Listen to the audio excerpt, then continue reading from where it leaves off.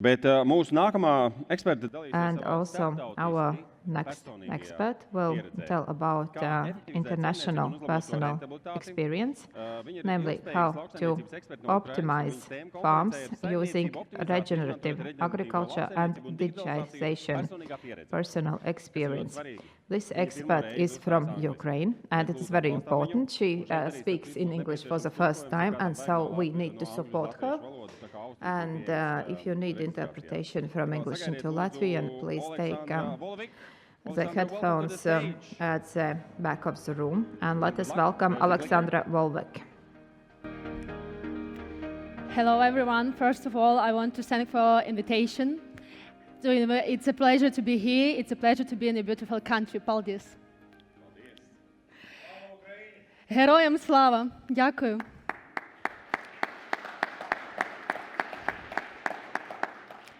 So first of all, I want to introduce a little bit myself. My agriculture journey started 9 years ago.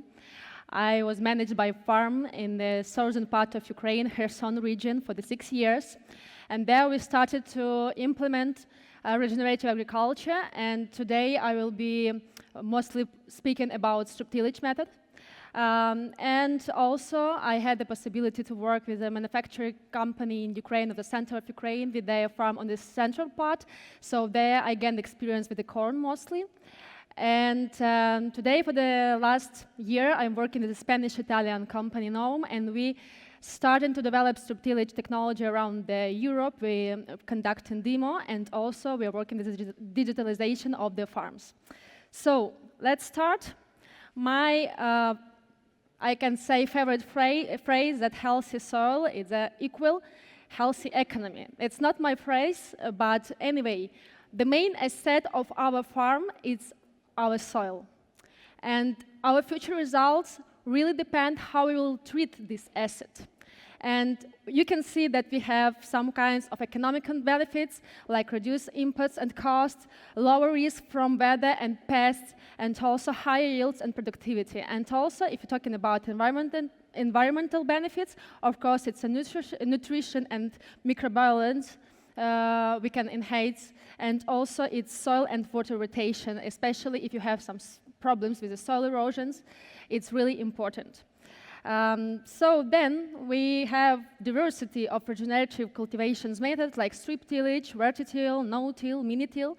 And first of all, I would like to say that I'm not belong to any religion in terms of this method, because in Ukraine, sometimes we made the jokes about no-tillers because they kind of like have the, I can say, the believing that you can even touch the soil. And especially, of course, I'm respect every method, and if it's work with your farm, that's perfect, because sometimes we force with the different conditions on our farms, and each farmer knows how the best way to work with their conditions and their soil.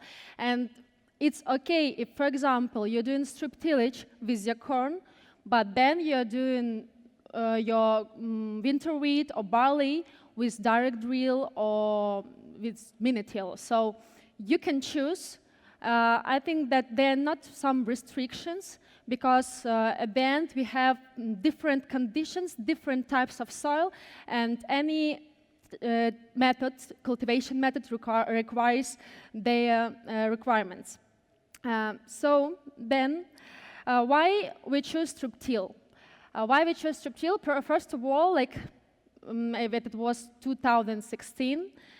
And just to explain what is a Kherson region, it's a risky region for farming at all. And our farm, we had around 350 rainfall per year. So it's drought territory, and normally in the summer we have like 35, 40 degrees. Just for understanding how difficult doing farming there. And now I'm saying about strip tillage or no tillage, like about the philosophy, about the improving our ecological situation, that's all. But after we came to this technology because of our poorness, because unfortunately in Ukraine we don't have any subventions. When you working in such risky regions, you need to find the ways how you can survive in these regions actually, how you can get some economical results. So when we started searching for some methods, and no-till was getting popular in the Mykolaiv and Kherson region. But for us, it was a little bit challenging because our soil is quite compacted, and to start with no-till, it could be risky as well. And then we decided that, okay, let's see to the strip tillage what the benefits we can have, yep.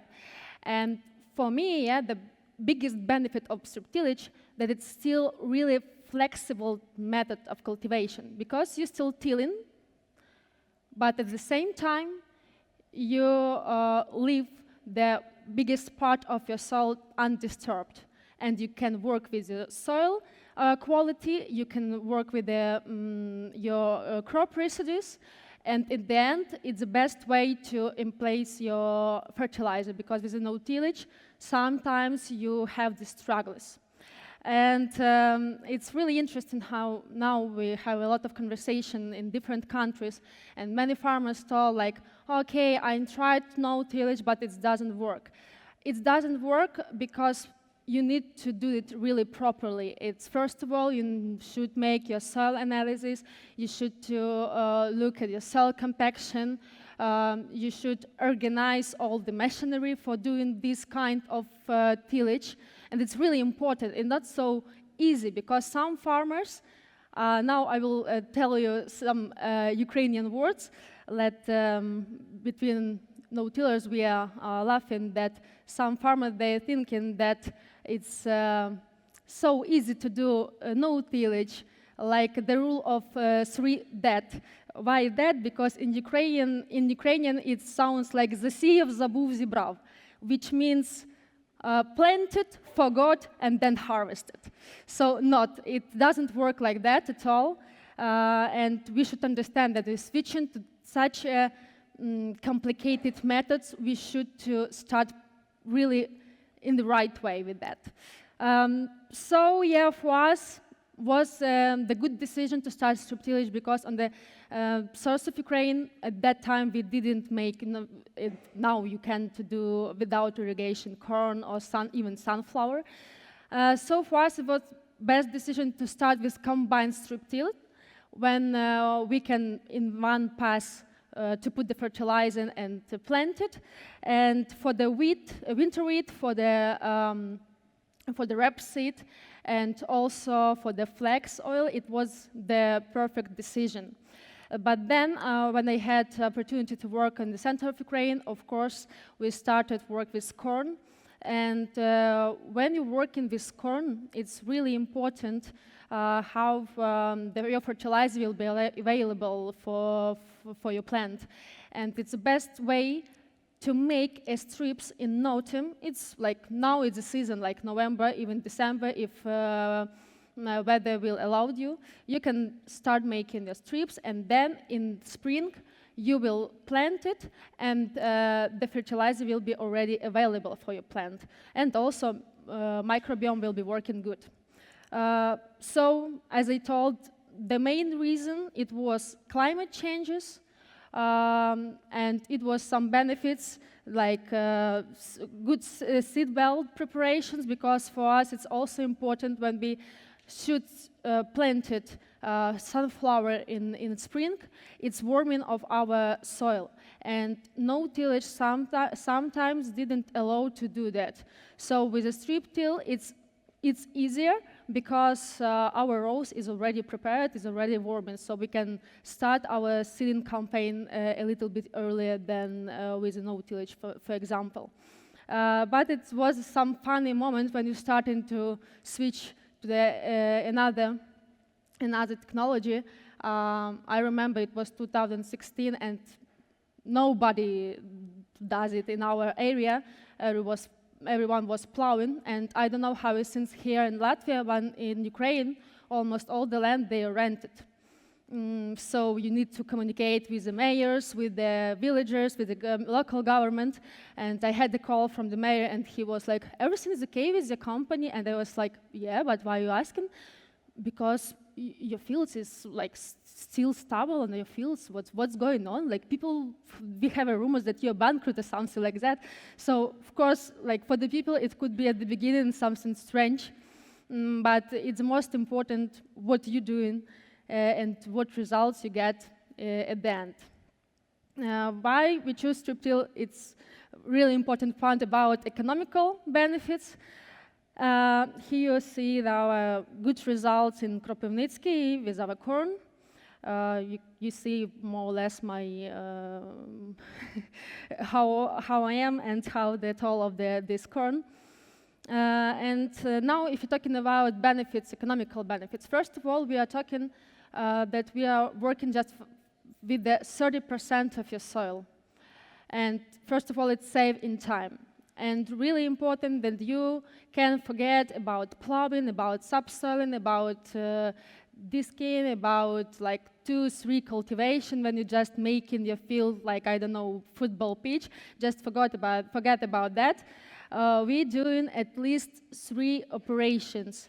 If you're talking about classical strip-till, we make strips in the autumn, and then we plant it in the spring, and then we harvest it. If you're using combined strip tillage for the rapeseed or for the winter wheat, we just make one pass. We just plant it, that's all, and then harvest it. So first of all, for example, to get you to understand, for the 2,000 hectares, we had 1 tractor, but it was powerful tractor, and we had 2 operators.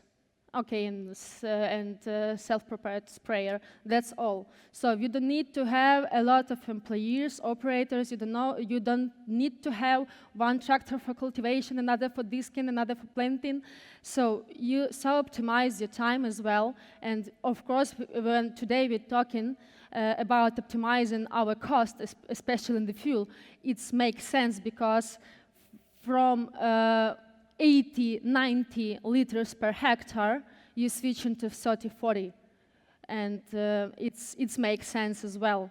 As I told about less human resources, you don't need so much machinery, and at the end, you don't need so much operators.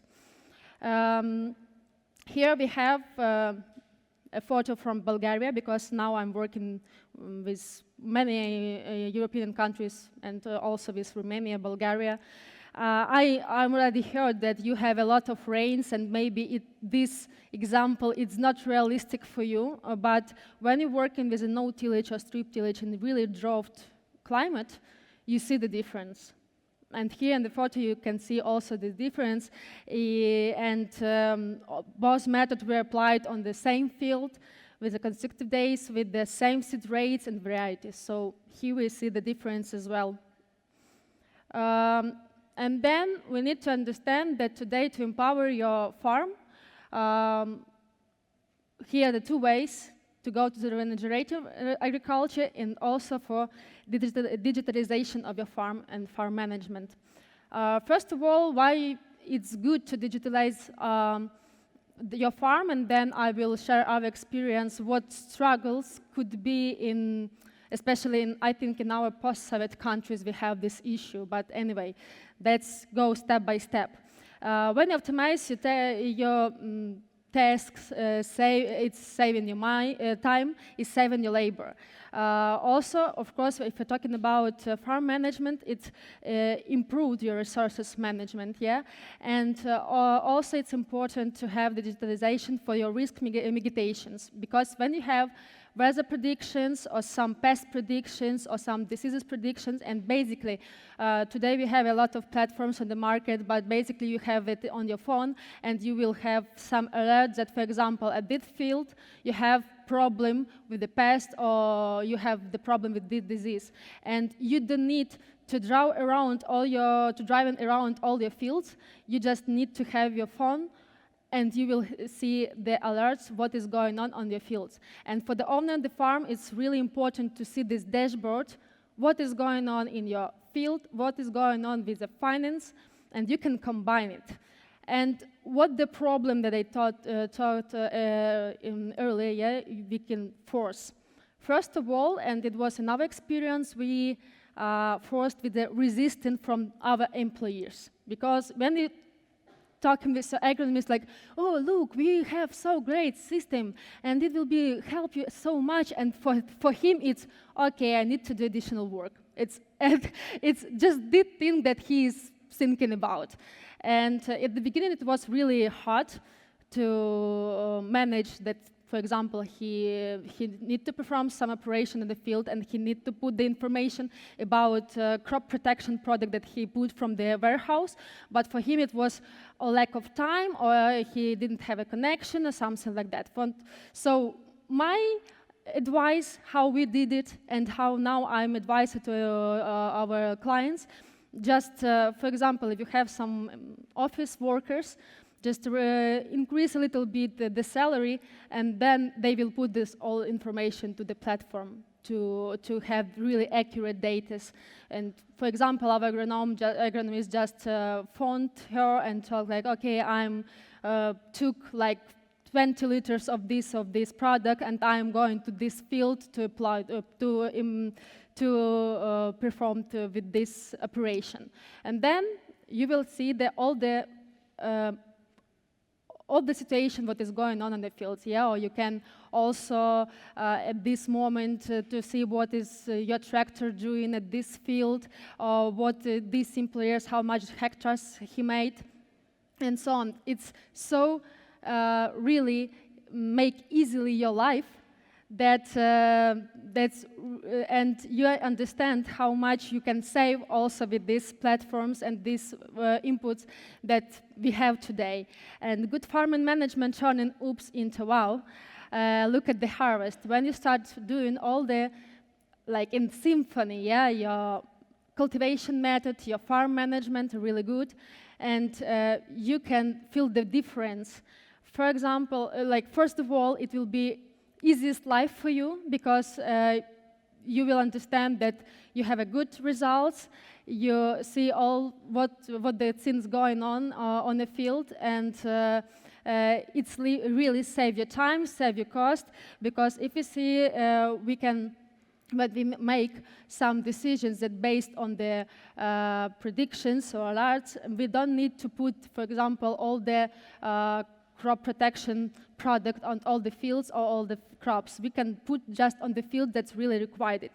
Or if you're working with irrigation, the same. We put the quantity of the water that we need. We don't put like over less water, so we can save the cost, we can save the resources, and it's that we're talking about today, yeah, about optimization. And as we wrap up, I would like to add that, of course, we're all interested always in the good economical results, and it's normal because at the end we're doing business for doing money. But regenerative agriculture and digitalization tools that we have today, they are not solutions for today's challenges that we have, but it's also future for the farming. It's invest for your farming. And today we have not only have responsibility of the quality of the products we grow, but also the future we build for our next generations. So it's really important because every our decision impacts the soil, impact the environment, and then impact the world. So let's grow smarter and empower your farm, sustain the land. Thank you. Paldies.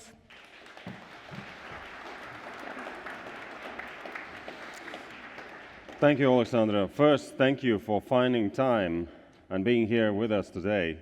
Thank you. Second thing, we even can't imagine how it is to work in circumstances you are now in Ukraine. And you're still thinking of these new methods and digitalization.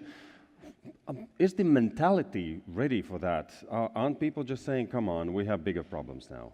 First one, I want to note is that for now I'm working with Ukraine, but the last year I lived in Spain. Mm-hmm. But of course I visited Ukraine really often, and I have my colleagues. And for me, it made me cry when my friend just when our territory was deoccupied, because I'm from Kherson region. And he, in 2 or 3 months, he unmined his fields. And the first call... He demined the fields. Demined the fields, yeah. And his first call was, hello, like, how are you? I know that you are like working for some company that can improve like my digitalization, this stuff. How I can now optimize my farm? How I can apply it now? And for me, it was making cry in me, because actually I'm working with another European countries, and all that I think, oh, you know, because of war in Ukraine, we're doing really bad. Because of war in Ukraine, we're doing really bad. Companies outside the Ukraine. Yeah, outside the Ukraine. And Ukrainians still asking about how we can improve, how we can optimize, how we can get results even in this situation. And I'm really proud of my people, especially the people who are still working and living there, because I'm proud of my family because they're still there as well. And yeah, but it's unbelievable, and it's great. Farming is still alive, and we are working in a really hard situation, because sometimes unmined field, but it's not so unmined, because we had a lot of situation that it was explosions just in the fields, and it's terrible. So war isn't going, and that's sad. But from my side, I want to thank you for your support to your country, because like Baltic states support us like nobody. Thank you so much. Paldies. Thank you. Thank you, Oleksandra.